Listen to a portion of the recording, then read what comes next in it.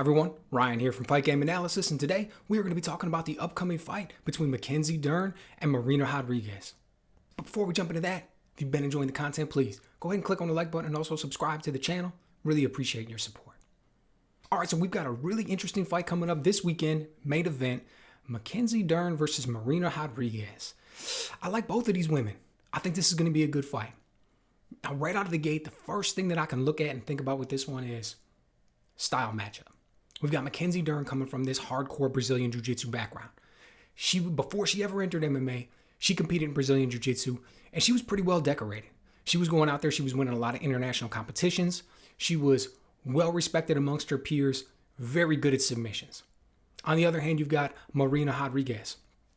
She started out Muay Thai. I think she first stepped into a Muay Thai gym around 12 years old. Been doing it ever since, came into MMA a little bit later, but it was that hardcore Muay Thai foundation that helped bridge her into it. So in that sense, it's kind of a style matchup. But that being said, if we looked at it only from that standpoint, we would kind of be doing a disservice to the progress that both women have made since their foundations. We start off, we look at Mackenzie Dern. She's been training with Jason Parillo now for I want to say this is the third fight. This is going to be like their third full training camp together. Now, to those of you who don't know, Jason Parillo, he's a striking coach. Primarily, he likes to focus on the boxing. The man is good. The man is good. The fighters that he's worked with in the past, particularly the one I'll point out is Michael Bisping. You look at what happened with Bisping's boxing before and after working with Jason Parillo. He made great strides. Great strides. Parillo taught him that left hook that he knocked out Luke Rockhold with to win the belt. Once Jason Parillo starts working with fighters, their hands get better. No surprise we've seen the same thing with Mackenzie Dern. These last few fights when she comes out, just her confidence, her stance, the way she understands timing and distance, everything's better. Everything's better. But that's still the weak point in her game. Does she have a jab? Yeah, and she uses it.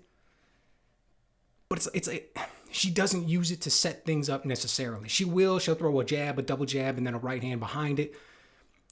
But it's almost like these are pre-planned movements. She commits way too much to it. She's too heavy on that front leg. Once she decides to go and she jumps and she makes that offensive, explosive movement in her striking, she's fully committed. You can see one of the things that she does constantly is throw the double jab with a hard right hand behind it, follows up, completely committed, tries to back her opponent all the way into the cage. Now, when it works, that works out great. Maybe you get in there, maybe you land a big strike. Maybe she doesn't. Maybe she just backs him up against the cage and she's able to get into the clinch.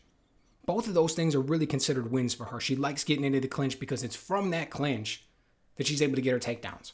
When she gets her opponent backed up against the cage, gets into the clinch, she's able to get her takedowns from there. And she's a wizard on the ground with the jiu-jitsu. She gets on top. She's able to maintain that top position. She's able to do a lot. That is a bad spot for her opponents to be in. But when that striking sequence doesn't work, when you go in there and you work that jab and you try, or you commit too much to the right hand, when it doesn't work, when your opponent's able to dodge, get underneath, circle out, well, now you've extended too much. Now you're off balance. Now you're overcommitted. We see what happens in those situations. Amanda Ribas was able to get her out of there with the striking. That's the loss on her record. Now, personally, if you look back, I would have thought that Nina Ansaroff in her last fight probably would have had the striking advantage against her. We didn't really see it play out that way. It's funny. You would have to think that maybe, possibly, Mackenzie Dern and her camp thought that Nina Ansaroff had the striking advantage as well, which is why she went in there so fast, used that double jab in the right hand, got her up against the cage, got into the clinch, and got that takedown because she's so superior in that position. And if this was just a jiu-jitsu match, it wouldn't even be close. This would be Mackenzie Dern all day. But what if it was a Muay Thai match? What if this was a kickboxing fight? I'd have to lean towards Marina Rodriguez. Now, Marina Rodriguez, we're not going to be talking about her Brazilian Jiu-Jitsu as though it's great. Now, she's a purple belt, but compared to Mackenzie Dern, she's most likely going to go out there and get outclassed if the fight were to go there. She lets Mackenzie Dern get the takedown, and she's fighting off of her back. Probably won't end well. I mean, we saw what she did against Carla Esparza off her back, though, so it's not like she's completely helpless. She was down there. She was able to get in some good positions, reversed her once, landed some good elbows from the bottom, a la Michael Bisping, too. But she's not completely a fish out of water. But do you want to spend 2, 3, 4 rounds underneath Mackenzie Dern? Do you think that's going to end up good for you? You think you're going to win the fight? You think the judges are going to look at that favorably? Probably not, right? But the thing is, it's not necessarily going to go to the ground. One of the things about a lot of hardcore Brazilian Jiu-Jitsu players, and this is true with Mackenzie Dern, is that they don't have the takedowns. It's the wrestling that transitions you from the stand-up to the ground. Now, once you get to the ground, they're awesome. That Brazilian Jiu-Jitsu comes in play. They are able to do a lot of things with it. But if you're not able to get to the ground, the fight to the ground, you end up looking like Nate Diaz a lot. Nate Diaz has phenomenal Jiu-Jitsu. Takedowns, not so much. So if you can't get the fight to the ground, then it stays on the feet. Mackenzie Dern, she's been working on her takedown. She's been getting a little better. But I'll tell you what, Carla Esparza has far better takedowns than her.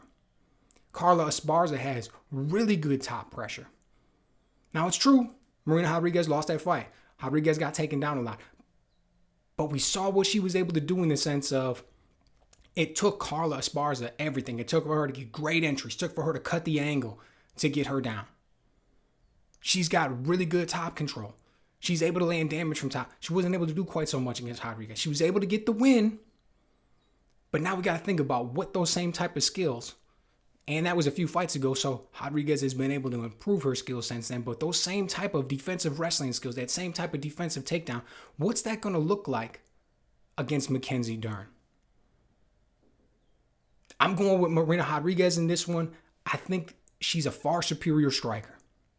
Really good with the combinations, great right hand, understands distance really well, knows how to work angles, knows how to cut her opponent off, knows how to fight going backwards. I think that when Mackenzie Dern goes to make that big offensive explosive strike, right, tries to jump in real heavy behind those jabs, behind that right hand, Rodriguez will be able to step behind, get underneath that, step off to the side.